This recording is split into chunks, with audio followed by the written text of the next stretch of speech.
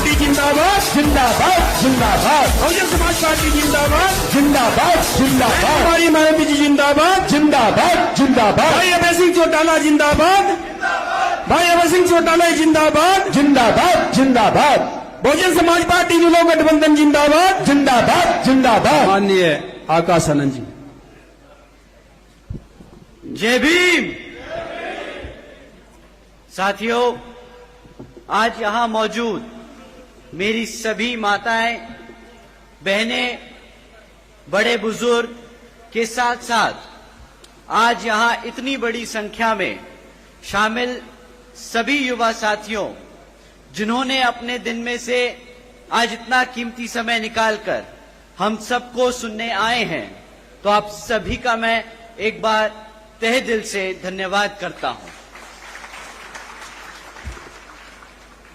और आज इस विशाल जनसभा को सफल बनाने के लिए जो हमारे बसपा और एनएलओ के सभी छोटे बड़े पदाधिकारी एवं नेतागण और हमारे मूवमेंट की जान, हमारे मेहनतकश कार्यकर्ताओं ने जो मेहनत कर आज इस सभा को सफल बनाया, तो आप सभी का भी मैं तहे दिल से धन्यवाद करता हूं। साथियों, मैं यहां हरियाणा में होने वाले विधानसभा आम चुनाव के संबंध में कुछ जरूरी बातें आप लोगों के बीच में रखना चाहूंगा, परंतु पहले मैं अपने सभी संतों, गुरुओं व महापुरुषों में से खासकर महात्मा ज्योतिबा फूले, छत्रपति शाहूजी महाराज, नारायण गुरु, पेरियार रामास्वामी जी, बाबा साहब डॉक्टर भीमराव अंबेडकर जी एवं मान्यवर साहब श्री काशीराम जी को नमन करता हूं। साथियों, मैं बहुजन समाज पार्टी की राष्ट्रीय अध्यक्ष व उत्तर प्रदेश की 4 बार मुख्यमंत्री व पूर्व सांसद आदरणीय बहन जी के नाम से लोकप्रिय बहन कुमारी मायावती जी का मैं पूरे तहे दिल से आभार प्रकट करता हूं।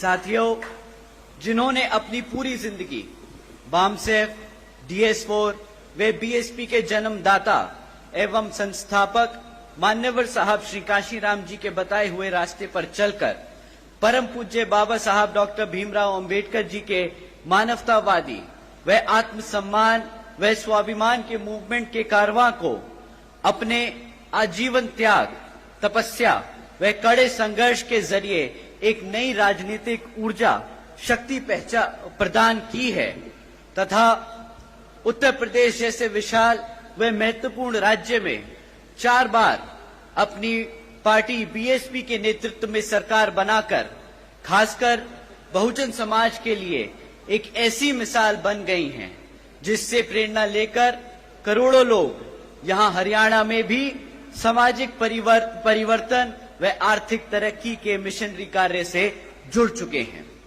इतना ही नहीं बल्कि मैं खुद भी उनके इस नेतृत्व से प्रभावित होकर बीएसपी मूवमेंट से जुड़ा हूं और उनके पदचिन्हों पर चलकर इस मिशनरी दायित्व को, कर्तव्य को व फर्ज को अपनी आखिरी सांस तक निभाने की पूरी कोशिश करूंगा। साथियों, मैं हमारे अलायंस पार्टनर इंडियन नेशनल लोकदल एनएलओ के संस्थापक एवं पूर्व उप प्रधानमंत्री श्री चौधरी देवीलाल जी को तहे दिल से नमन करता हूं। साथ ही एनएलओ के राष्ट्रीय अध्यक्ष श्री ओम प्रकाश चौटाला जी और आज हम सबके बीच में मौजूद एनएलओ के महासचिव, राष्ट्रीय महासचिव और हमारे गठबंधन की ओर से हरियाणा प्रदेश के मुख्यमंत्री के उम्मीदवार श्री अभय सिंह चौटाला जी का भी तहे दिल से धन्यवाद और आभार प्रकट करता हूं। साथियों, पिछले 10 सालों से यहां पर हरियाणा प्रदेश में बीजेपी की सरकार चल रही है और अब चुनाव सर पर है, तो ये बीजेपी के लोग फिर से आपके बीच में आकर आपसे वोट मांगने का काम करने वाले हैं। परंतु साथियों, इस बार आप सबको वोट डालने से पहले इनसे कुछ जरूरी मुद्दों पर सवाल करना बहुत जरूरी है।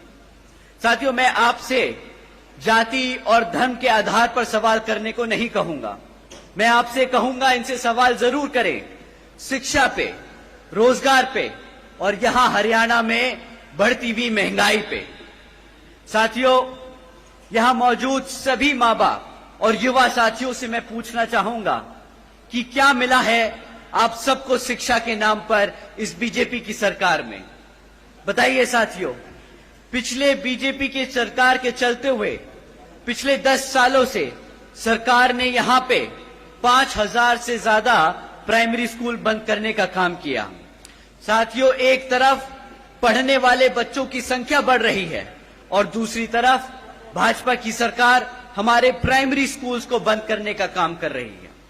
साथियों, आज प्रदेश में 2200 सरकारी सीनियर सेकेंडरी स्कूल्स में 1000 से ज्यादा स्कूलों में प्रिंसिपल नहीं है। साथियों, जब आपके बच्चों के स्कूल बंद कर दिए जाएंगे और जब उन स्कूल बचे कुचे स्कूलों में और अगर पढ़ाने के लिए शिक्षक नहीं होंगे तो आप ही बताइए कि क्या यहां हमारे बच्चों के भविष्य से खिलवाड़ हो रहा है कि नहीं हो रहा है? आप ही बताइए, अगर इस तरह सरकार चलती रही तो क्या वो आपके बच्चों के भविष्य से खिलवाड़ कर रहे हैं या नहीं? बताइए, हाथ उठा के बताइए, आपको लगता है खिलवाड़ हो रहा है कि नहीं? साथियों, बीजेपी के शासनकाल के दौरान शिक्षा के नाम पर सिर्फ पेपर लीक की खबरें हमें आए दिन सुनने को मिलती आ रही हैं। साथियों, ऐसा कोई भी सरकारी डिपार्टमेंट नहीं बचा जिसकी भर्ती के परीक्षा के पेपर पिछले 5 से 10 सालों में ना लीक हुए हों। आप ही बता दीजिए, जो हमारे युवा साथी आज यहां मौजूद हैं, आपने कितनी सरकारी नौकरियों के लिए परीक्षा दी और कितनी आपके परीक्षाओं के जो दिए हुए पेपर हैं वो लीक हो गए और आपको नौकरी नहीं दी गई? बताइए, यहां मेरे जितने भी युवा साथी हैं, हाथ उठाकर बताइए। साथियों, हकीकत तो ये है कि बीजेपी हो या कांग्रेस, दोनों ही पार्टियों ने हमारे बच्चों के भविष्य के साथ खिलवाड़ किया। एक ने सरकार में रहकर कुछ नहीं किया और दूसरा विपक्ष में रहकर भी हमारे बच्चों की शिक्षा के लिए आवाज नहीं उठा पाया। तो साथियों, आप बताइए, क्या ऐसी पार्टियों को हक है सत्ता में आने का दोबारा? बताइए, हक है कि नहीं? तो साथियों, आने वाले इस विधानसभा आम चुनाव में इसका जवाब आप यहां अपनी बीएसपी और एनएलओ पार्टी के सामने वाला निशान व बटन दबाकर अपने यहां प्रत्याशी को जिताकर और हमारे अभय सिंह चौटाला जी को मुख्यमंत्री बनाकर उनको खदेड़ बहार कर ये जवाब जरूर देंगे। साथियों, एक तरफ बीजेपी और कांग्रेस की सरकार जो गरीब विरोधी नीतियों पर चल रही है और दूसरी तरफ हमारी आदरणीय बहन कुमारी मायावती जी की नीतियां हैं, जिसके तहत चलकर यूपी में बीएसपी की सरकार ने सावित्रीबाई फूले बालिका शिक्षा आशीर्वाद योजना चलाई थी।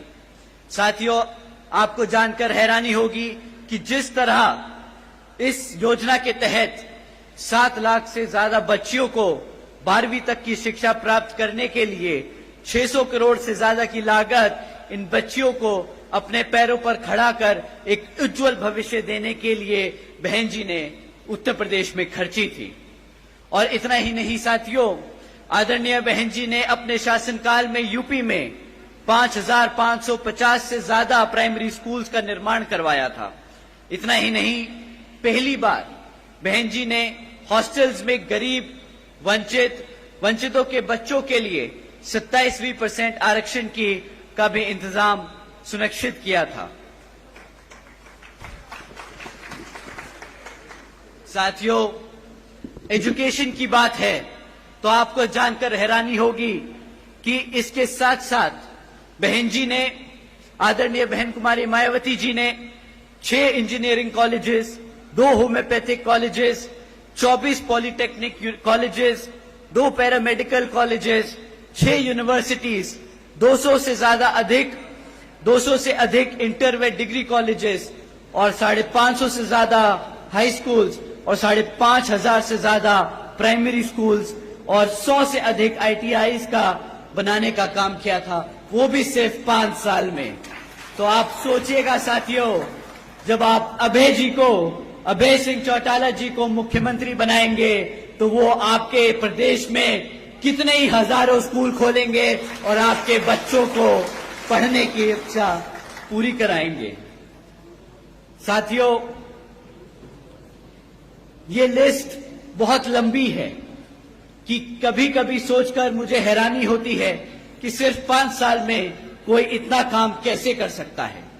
लेकिन साथियों, अगर अपने समाज के लिए, अपने लोगों के लिए काम करना कोई चाहे तो असंभव काम भी